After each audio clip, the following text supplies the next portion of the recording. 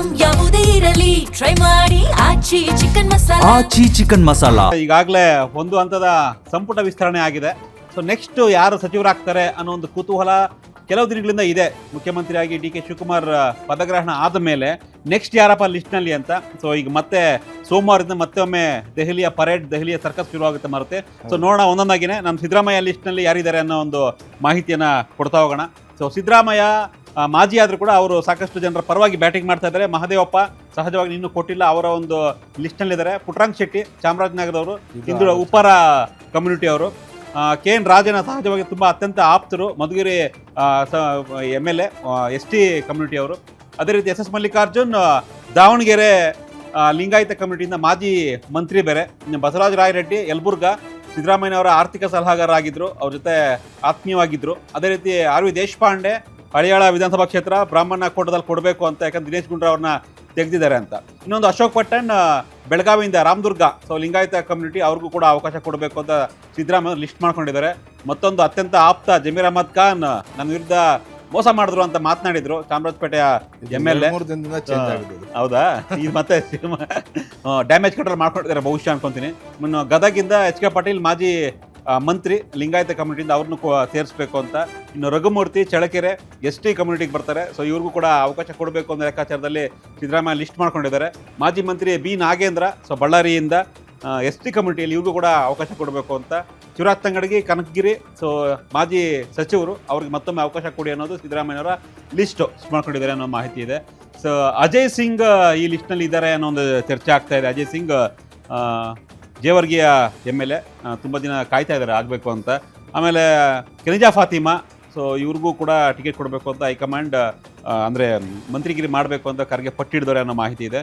ಇನ್ನು ಬೋಸರಾಜು MLC ಇದೆ, ಅವ್ರ ಅವಧಿ ಅತ್ಯಾಪ್ತರು, ಮಂತ್ರಿ ಆಗಿದ್ರು, ಮಾಜಿ ಆಗಿದ್ದಾರೆ.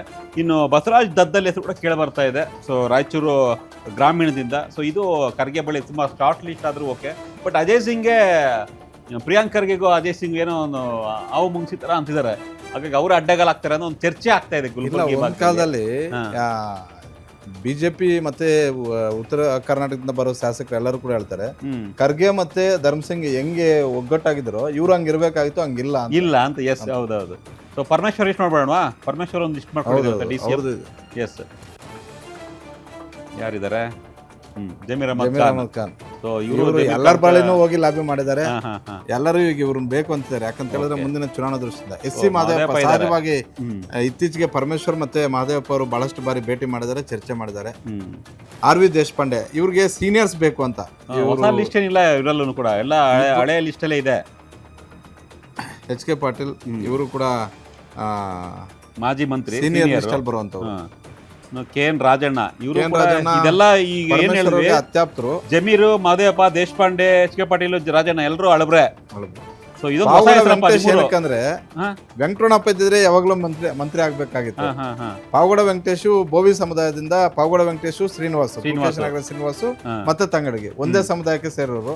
ಈಗ ತಂಗಡಿಗೆ ಏನ್ ಸಮಸ್ಯೆ ಅಂತ ಹೇಳಿದ್ರು, ತಂಗಡಿಗೆ ಸೀನಿಯರ್ ಇವರಿಬ್ರು ಫಸ್ಟ್ ಟೈಮ್ ಗೆದ್ದಿರುವಂತವ್ರು. ಇವರಿಬ್ರು ಲಾಬಿ ಮಾಡ್ತಿರೋದೇನಂದ್ರೆ ನಮ್ಗೆ ಯುವಕರಿಗೆ ಅವಕಾಶ ಕೊಡಿ ಅಂತ, ಫಸ್ಟ್ ಟೈಮ್ ಕೊಡಿ ಅಂತ. ಸಾಧ್ಯ ಇದೆಯಾ ಚೇಂಜಸ್ ಮಾಡೋಂಥದ್ದು ಆತರ? ಅಲ್ಲ, ಫಸ್ಟ್ ಟೈಮ್ ಗೆದ್ದು ಬಂದಿರೋರಿಗೆ ಯಾವುದೇ ಕಾರಣಕ್ಕೂ ಇಲ್ಲ ಅಂತ ಹೇಳಿದ್ದಾರೆ. ಆದ್ರೆ ಕಳೆದ ಬಾರಿನೇ ಸಿದ್ದರಾಮಯ್ಯ ಮತ್ತೆ DK ಶಿವಕುಮಾರ್ ಇಬ್ರು ಕೊಟ್ಟಂತಹ ಪಟ್ಟಿಯನ್ನು ಹೊರತುಪಡಿಸಿ ಹೊಸ ಪಟ್ಟಿ ಬಿಡುಗಡೆ ಮಾಡಿದ್ರು ಕಾಂಗ್ರೆಸ್ ಹೈಕಮಾಂಡ್. ಸೊ ನಮಗೆ ಸಿಕ್ಕ ಮಾಹಿತಿ ಪ್ರಕಾರ ತಂಗಡಿಗೆ ಆಗ್ಬೋದು ಅನ್ನೋ ಲೆಕ್ಕಾಚಾರ ಇದೆ. ತಂಗಡಿಗೆ ಮತ್ತೆ ರಿಟರ್ನ್ ಆದ್ರೂ ಆಶ್ಚರ್ಯ ಇಲ್ಲ. Yes, okay. Next Hariprasad list. So KPCC ಅಧ್ಯಕ್ಷರಾಗಿದ್ದಾರೆ ಹರಿಪ್ರಸಾದ್, ಅವರ ಲಿಸ್ಟು. ಇಲ್ಲೂ ಕೂಡ ದೇಶಪಾಂಡೆ ಹೆಸರು ಕೇಳಿ ಬರ್ತಾ ಇದೆ. ಏನ್ ಸಿಕ್ಕ ದೇಶಪಾಂಡೆ ಲಿಸ್ಟ್? ಎಲ್ಲರಲ್ಲೂ ದೇಶಪಾಂಡೆ ಹೆಸರು ಇದೆಯಪ್ಪ, ಸೀನಿಯರ್. ಇದು ಕೊನೆ ಚುನಾವಣೆ ಅಂತ. ಆರತಿ ಕೃಷ್ಣ MLC ಇವರು. ಇದು ಮಾತ್ರ ನನಗೆ ಬಹಳ ಆಶ್ಚರ್ಯ ಆಗ್ತಾ ಇದೆ. ಹೈಕಮಾಂಡ್ ಅಭ್ಯರ್ಥಿ ಅಂತ ಕೇಳಿ ಬರ್ತಾ ಇದೆ. ಇನ್ನು ಜಮೀರ್ ಅಹಮದ್ ಖಾನ್ ಚಾಮರಾಜಪೇಟೆ, ಸೊ ಇವರು ಹೆಸರು ಕೇಳಿ ಬರ್ತಿದೆ. ಆಮೇಲೆ ಕೆ ಎನ್ ರಾಜಣ್ಣ ಅರಮನೆ ಮೈದಾನದಲ್ಲೇ ಇದ್ದಾರೆ. ಆಮೇಲೆ B ನಾಗೇಂದ್ರ, ಸಲೀಂ ಅಹಮದ್, ಬೋಸರಾಜು. ಇವ್ರದ್ದು ಅಚ್ಚರಿ ಹೆಸರು ಅಂದ್ರೆ ಆರತಿ ಕೃಷ್ಣ ಒಂದೇನೆ. ಉಳಿದೆಲ್ಲ ನಾವ್ ಈಗಾಗಲೇ ಹೇಳಿದಂತ ಹೆಸರುಗಳೇನೆ. ಸೊ ಮರದು ಯಾವಾಗ ಆಗ್ಬೋದು ಸರ್? ಈಗ ನಾಳೆ ಪದಗ್ರಹಣ ಆಗ್ತಾ ಇದೆ. KPCC ಅಧ್ಯಕ್ಷರು ಪದಗ್ರಹಣ ಆದ ಬಳಿಕ ನಾಡಿದ್ರಿಂದ ಬಹುತೇಕ CM ಮತ್ತೆ ಮಾಜಿ CM ಹಾಗೂ ಪರಮೇಶ್ವರ್, BK ಹರಿಪ್ರಸಾದ್ ಸೇರಿದಂತೆ ಇಡೀ ಟೀಮ್ ಹೋಗುತ್ತೆ.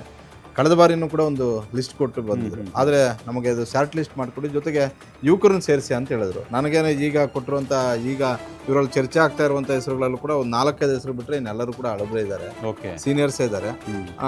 ಹಾಗಾಗಿ ಎಲ್ಲರೂ ಅವಕಾಶ ನೀವು ಕಾಣಿಸ್ತಾ ಇಲ್ವಾ ಕಾಂಗ್ರೆಸ್ನಲ್ಲಿ? ಹೊಸಬ್ರಿಗೆ ಕೊಡ್ಬೋದು. ಈ ಬಾರಿ ಒಂದು 4-5 ಜನರಿಗೆ ಸಿಗ್ಬೋದು.